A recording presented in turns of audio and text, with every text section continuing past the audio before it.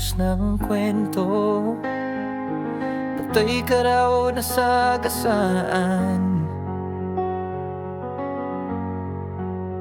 pero isang gabi sa eskinita ikaw ay nagpakita sa dilim.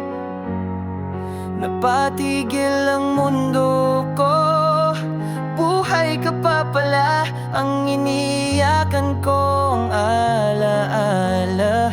Biglang naging totoo, sa harap ko